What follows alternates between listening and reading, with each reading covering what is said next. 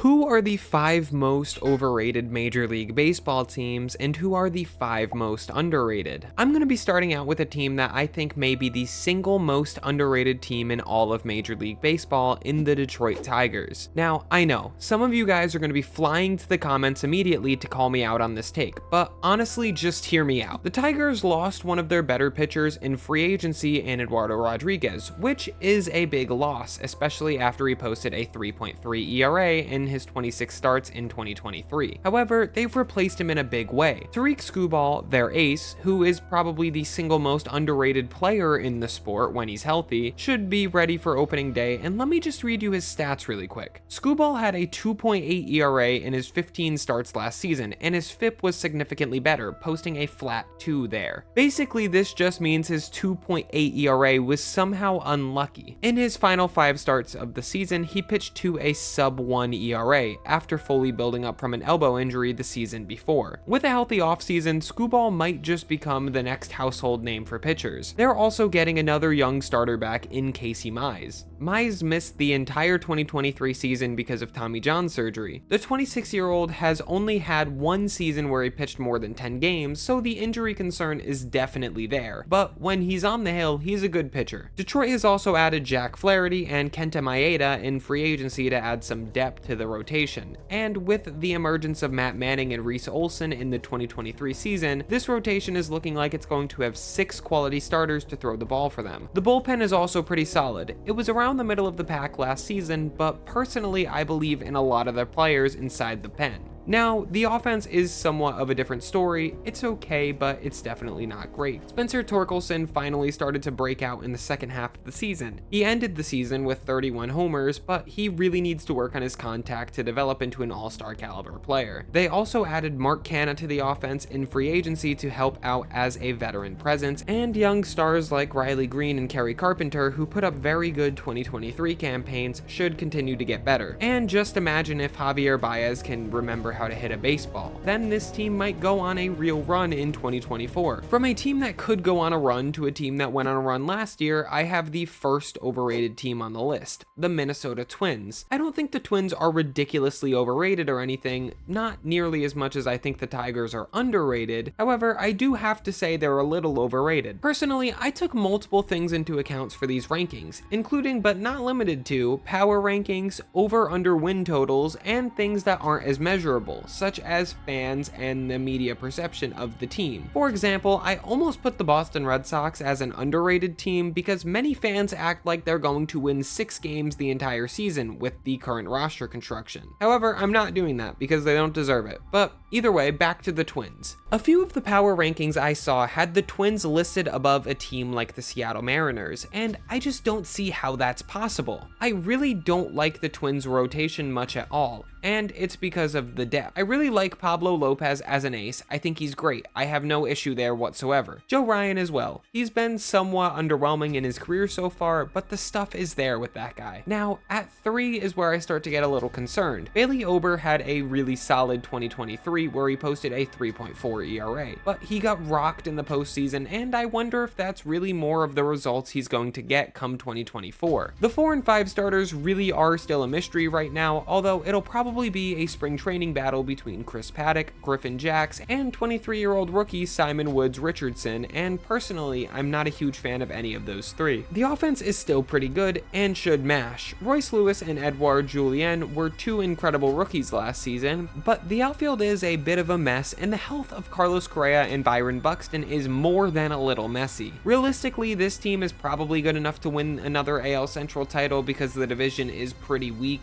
but I just don't have much faith in them going forward whatsoever. I may not have faith in the Twins very much, but it doesn't compare to the league-wide perception of the Colorado Rockies. Look, I'm not saying the Rockies are a good team, but the overwhelming consensus is that they are the second worst team in Major League Baseball. Their projected win total is 6 wins less than any other National League team out there, and I just don't really think that's a fair ranking. The Rockies have some good players on offense, and some of that is due to Coors Field being Coors Field, but most most of it is just due to the fact that they have some talented guys. Charlie Blackmon has been doing his thing for 12 years now in Colorado, and boy do I always forget that guy exists. Is that just me? I feel like I can never remember that Chuck Nasty even exists. Blackmon definitely isn't the star he once was, however, as he's entering his age 37 season, but even still he batted .280 and posted a 1.3 B-WAR in a little over half the season. They also had Chris Bryant, who had under a 700 OPS in his 80 games he played last season, but in 2022 he was right around his career average 850 OPS before he got hurt. If he can bounce back, that's a game changer for this offense. An infield of Brendan Rodgers, Ezekiel Tovar, and Ryan McMahon is also an incredible defensive infield with some okay bats to go along with it. They also have the most random All-Star Game MVP of all time in Elias Diaz, which still feels like a fever dream, and my personal favorite player on the team, Nolan Jones. Jones just mashes, man. He hits baseballs to the stratosphere, and his arm is one of the best in the game. The offense and defense isn't too bad for the Rockies in my opinion. However, the thing that always holds them back is the pitching. It's really not that fair to look at team ERA because, you know, cores, but if you do want to look at that, it's really bad. They did add Cal Quintrell and Dakota Hudson to their rotation to try to help out, but god, those guys aren't superstars, and none of the guys that are holdovers from last year had a sub 4.5 ERA. I better move on before I rethink this decision. Let's make a huge fan base mad next. I think the Los Angeles Dodgers are overrated. Look, Dodger fans, you guys can't have everything, so I'm gonna make you feel slightly worse about your extremely good team. The Dodgers are good, great even. They're the second best team in baseball, but sadly, a lot of people think they're the best team by a large margin, but they just aren't. I could have put the Braves in underrated to combat this issue, but I put the Dodgers in overrated because I had teams I liked more for underrated. The Braves are just better than the Dodgers on offense, starting pitching, and debatably the bullpen. However, most fans I've talked to thinks the Dodgers are the clear favorites. The Dodgers are also projected the most wins, and most power rankings have the Dodgers at the 1 spot. I just feel like this is too steep. Let's start with their rotation, which personally I'm still concerned about. With Shohei Ohtani missing the entire season as a pitcher, that makes Tyler Glasnow and Yoshinobu Yamamoto the top 2 guys on the staff, and both of which I have my doubts about. Glasnow has not pitched more than 120 innings in any of his 8 career seasons, and that's just not what an ace does in terms of usage, even if he is great when he does pitch. Yamamoto is a different story. He's going to be a workhorse, but I'm a little concerned about his adjusting to MLB, which I am about every pitcher coming from overseas. Yamamoto is also 5'10", and there are just very few successful major league starters at that height. Not saying it's impossible, but the odds are against him. Getting back Walker Buehler will help them a lot, that guy's a stud, and Bobby Miller and Emmett Sheehan are solid depth. I also forgot about Dustin May, but sadly he'll probably only throw 5 games before landing back on the IL. If the Dodgers weren't leading the majors in pitching injuries over the past few seasons, maybe I'd be less concerned, but they are, so I am concerned. The offense is really good, and the bullpen as well. It's really just that rotation that worries me. I think it's now a perfect time to talk about an underrated team that only makes the list because of starting pitching. It's a perfect segue. It's like I scripted it that way or something. The Cleveland Guardians are the next underrated team. I don't think the AL Central is going to be as bad as people think, clearly, since I have 2 teams as underrated here so far. Although White Sox fans, I'm sorry, don't expect your team to be called next. The Guardians always seem to be hovering around the 20th spot in power ranking list, and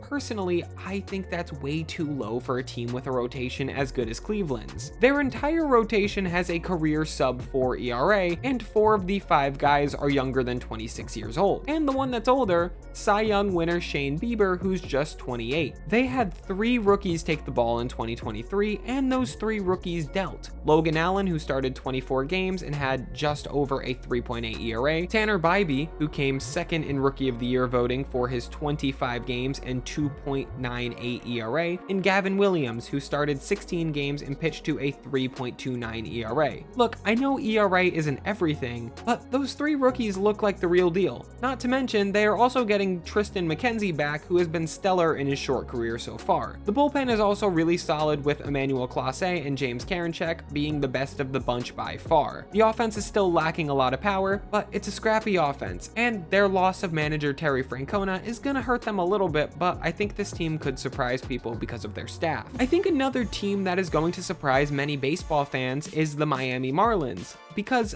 I just don't think they're gonna be good. The Marlins somehow made the postseason in 2023 with an 84-78 record, and now people think they're a solid team. I really just don't see it. Some of you guys watching are definitely gonna call me a hypocrite because the Marlins are also an elite pitching club. However, I think their offense is so much worse, and their division is so much tougher, which will make their record worse. The Marlins scored just 4.1 runs per game in 2023, which was the 26th worst in baseball, and they lost their best power threat in Jorge Soler. This offense just isn't good enough to win 84 games again, even if the pitching is similar to Cleveland. Oh, and by the way, I still give the pitching upper hand to Cleveland for sure. From one surprise NL playoff team to another, we have the Arizona Diamondbacks. Again, I hear your comments before you even type it. How can the Arizona Diamondbacks be underrated when they literally made the World Series last year? And two things can be true at once, guys. People can think Arizona is good and also be underrating them at the same time. The Diamondbacks have had one of the best off seasons in baseball, adding Eduardo Rodriguez, who I've already said how good he was in 2023, and they brought back Lourdes Gurriel, who was massive for them, and added a little more power in Jock Peterson, who is as powerful as anyone. Oh,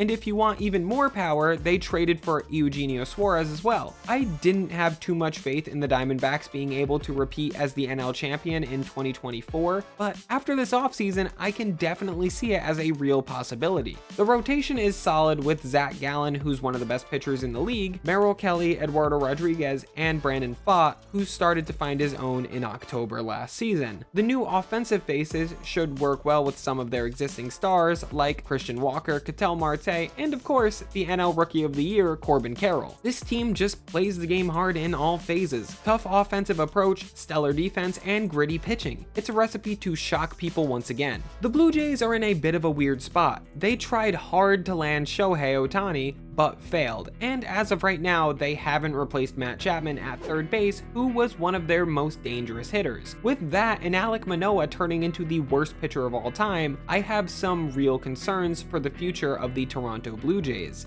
There's still a lot of time for the Jays to land a free agent like Blake Snell or Cody Bellinger and then make me change my mind on this opinion, but as of right now, I think they're pretty damn overrated. Their rotation is weird. Kevin Gausman is as elite as it gets at the top, but then the other guys have been really good and really bad. Yusei Kikuchi last season was great with a 3.8 ERA, but before that he really struggled and was even demoted to the pen for a while. Jose Barrios was in a very similar situation to Kikuchi with an excellent 2023, but has struggled for the rest of his Blue Jays career. And Alek Manoah, who knows what went wrong with him? Literally, he was one of the best young starters in baseball and then became the genuine worst in one offseason.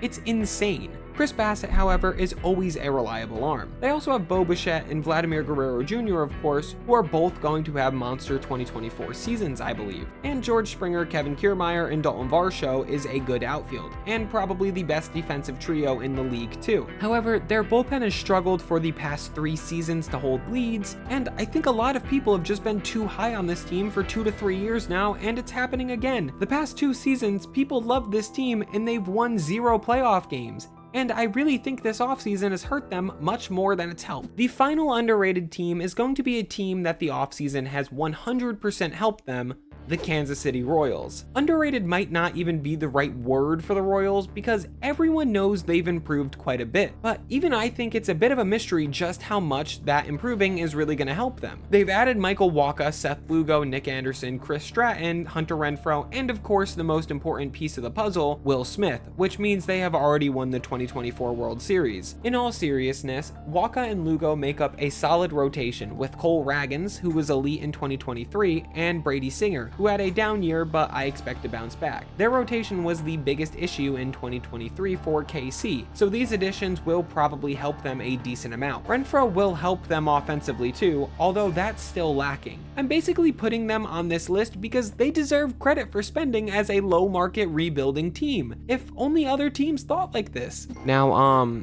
I recorded this before Corbin Burnes was traded to the Orioles, so this is outdated. but I'm still gonna say it. Speaking of rebuilding lower market teams not spending money, what about the Baltimore Orioles? Oh wait, they're not even rebuilding anymore, and they still won't upgrade their major league team. Since my morals have made me put KC on the previous list, I need to throw Baltimore on overrated. Coming off their first good season since 2016, Baltimore has been silent in the offseason apart from signing closer Craig Kimbrell. This would be a decent addition if it wasn't to replace the best closer in the league in Felix Bautista, who will be missing the entire 2024 season with injury. They have lost Jack Flaherty and Kyle Gibson, who aren't the greatest pitchers in the world, but they haven't replaced them with more veteran depth. Their team is so young. They need some veterans to help guys like Grayson Rodriguez and Kyle Bradish develop into the guys that they can be if things go right. They also lost Aaron Hicks, who hilariously was a really solid piece for Baltimore after the Yankees launched him into the sun. Baltimore will definitely be calling up many of their top prospects throughout the 2024 season. However, most of which are offensive players, which I don't see as much of a problem with as their pitching. In my opinion, they better hope that ownership can hand out some of that money, or Baltimore might be going back down that lonely, dark path to poverty. And like I just said, they traded for Corbin Burns, so that's pretty much all useless, and Baltimore is no longer overrated. So, oh well, they're staying. Hope you enjoyed the video.